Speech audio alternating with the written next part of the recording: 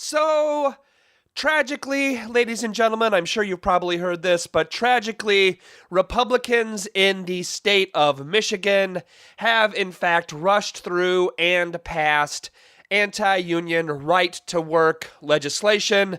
Michigan becomes the 24th state in the union to do so.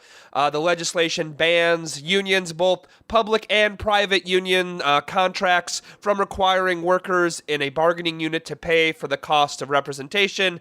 Michigan Governor Rick Snyder had said even earlier this year that he was not going to pursue right to work in Michigan. Well, he changed his mind, ladies and gentlemen.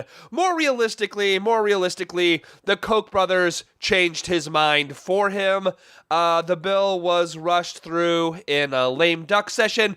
It passed with no committee hearings. They did so quickly because the makeup of the Michigan legislature is in fact due to change in January. It should come as no surprise to any of you listening that a great deal of the language in the bill comes straight from ALEC.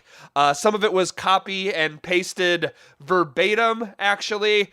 Right to work is one of those classically named right-wing laws, which means the opposite of what it actually does. Many people correctly dub right to work as the right to work for less money. How much less? How much less? Well, let's take a minute and dig into some of the numbers here. Think Progress reports that it will cost both union and non-union members in Michigan an average of $1,500 a year in wages. In addition, it will cost them thousands more in terms of benefits and pensions. Pardon me. To have a look at what Michigan has in store for itself now, let's back up a little bit and look at the entire nation, at some of the other states that have right to work. Let's go to the fact that the poverty rate is much, much higher in right-to-work states. According to the U.S. Census Bureau, 8 out of 10 states with the highest poverty rates are, in fact, right-to-work states. Surprise, surprise. The average worker in a right-to-work state makes $5,333 less a year than in non-right-to-work states. This is but another example of how the right wing truly, truly understands how important state and local elections are. This is something we talk about on the show, but we need to talk about it more. The right wing gets it. They get it. Things like right to work, the anti-union stuff in Wisconsin, the anti-choice abortion bills, voting rights. All of these things are done and achieved on a state level. The right wing gets that. Boy, howdy, do they get that. Tragically, not enough of us on the left get it yet. There are some that do. There are obviously some that do, like because in response to Michigan's GOP rushing through this bill this week, 10 to 15,000 protesters showed up and surrounded the Michigan State Capitol. They tried to pull a Wisconsin, and they were met with riot gear, ladies and gentlemen. Some protesters got pepper sprayed. One protester in particular was trampled by a police horse.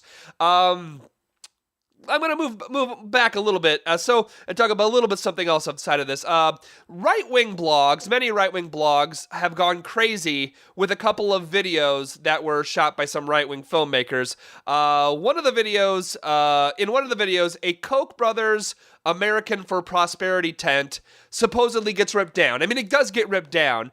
And right-wingers are saying that this is, a sign of this horrible, violent union thugs. However, there are witnesses claiming that it actually got taken down from within.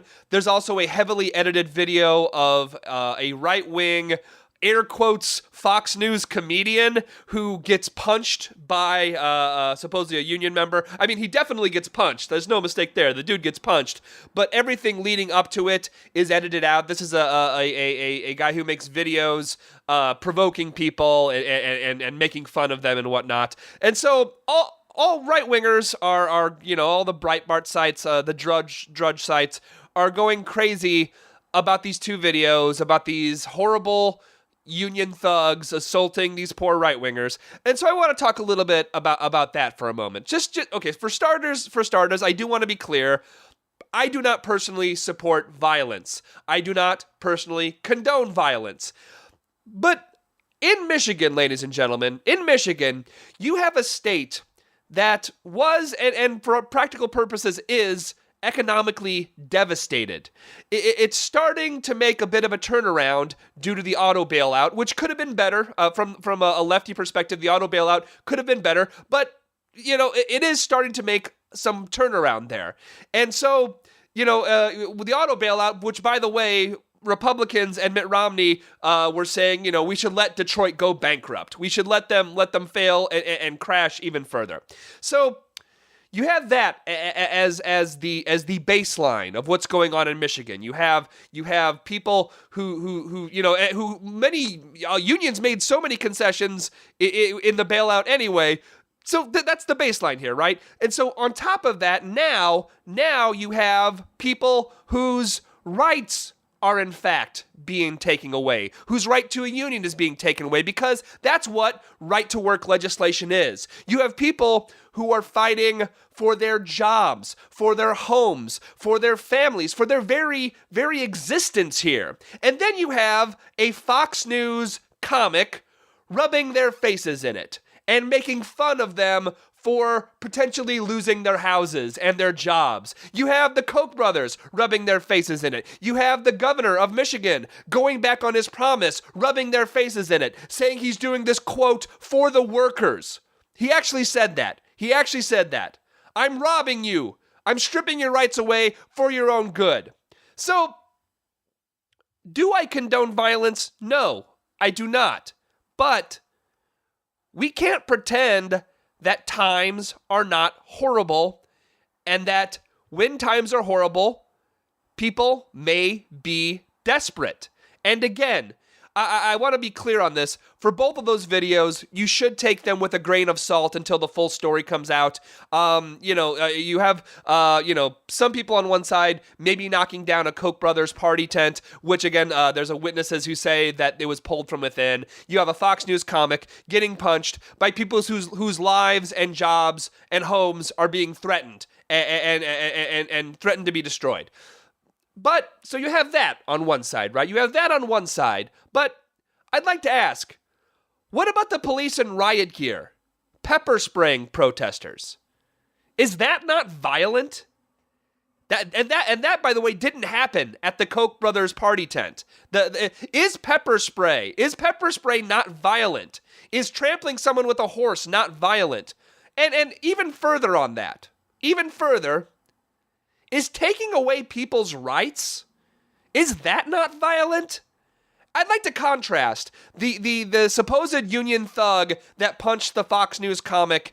I'd actually like to contrast him with an actual Michigan Republican congressperson, one who obviously voted for the bill, and that is Representative Dave Agema. So Representative Agema, as protesters were being pepper sprayed and assaulted by police outside of the Michigan Capitol, Representative Agema went on Facebook and he wrote, quote, "Riot police on horses are now macing and pushing back the crowds who tried to storm the building. I feel like I'm back in the military. I'm rather enjoying this. It brings back memories." End quote. Is that not violent? Is that not violent? This is a man who voted to strip those human beings' rights away, who, due to his actions, the people in his state will see their wages go down by thousands of dollars, who will lose their benefits, their pensions, some will lose their homes, their health care. Not only did he assault those people financially, he's gloating about seeing them getting assaulted physically. I do not condone violence, but we need to stop pretending that there's only one kind of violence. We'll be right back.